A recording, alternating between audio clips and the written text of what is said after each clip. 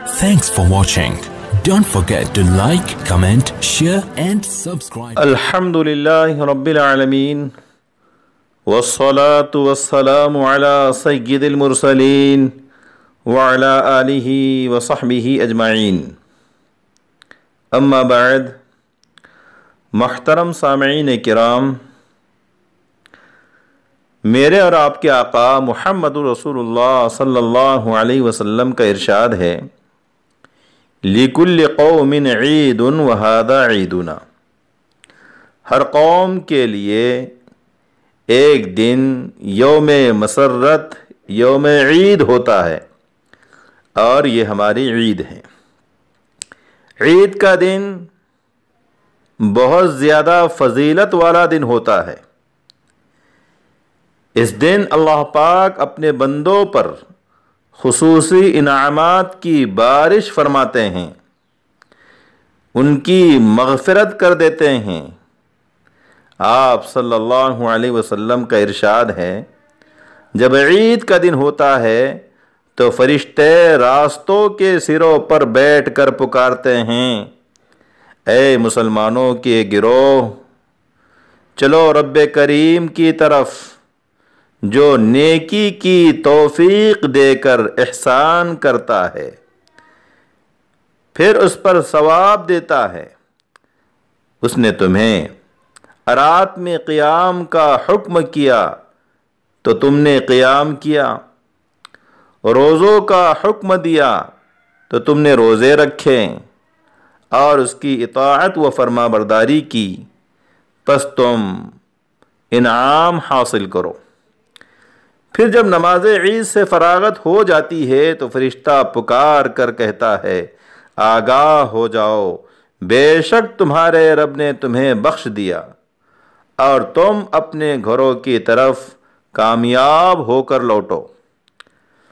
پس یہ دن یوم الجائزہ ہے اور اس دن کا نام آسمان میں یوم الجائزہ یعنی انعام کا دن رکھا گیا ہے۔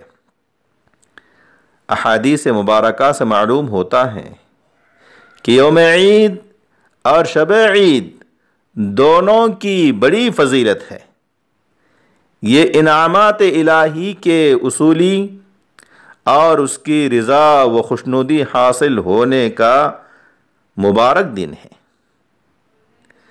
عید کے دن جو اعمال مسنون ہیں، جو اعمال سنت ہیں، وہ یہ ہیں، نمبر 1، حدود شرع میں رہتے ہوئے زیب و زینت اختیار کرنا، نمبر 2، غسل کرنا، نمبر 3، مسواک کرنا، نمبر 4، اپنے پاس موجود بہتر کپڑے پہننا، نمبر 5، عیدگاہ جلد پہنچنا، نمبر 6، صبح سویرے اٹھنا، نمبر 7، عیدگاہ جانے سے پہلے کوئی میٹھی چیز کھانا، خوشبو لگانا، نمبر 9، خوشبو لگانا، نمبر 10، عیدگاہ جانے سے پہلے صدقۃ الفطر ادا کر دینا، صدقہ فطر ادا کر دینا، نمبر 11، نماز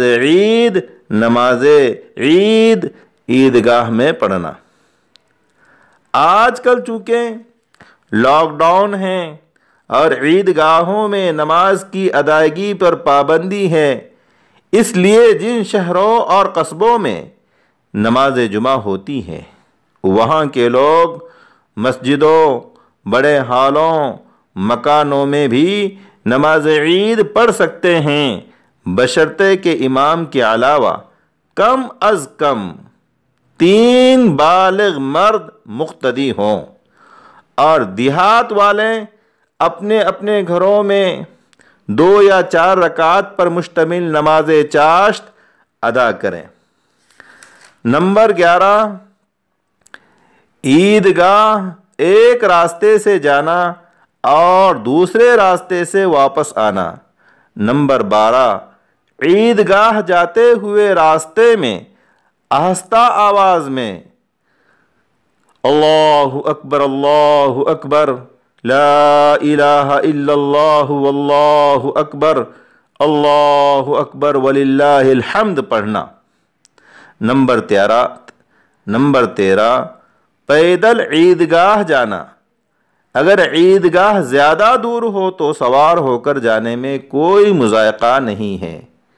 اللہ پاک عید کو اعمال مسنونہ کے ساتھ ادا کرنے کی ہم سب کو توفیق عطا فرمائے۔ والسلام علیکم ورحمۃ اللہ وبرکاتہ۔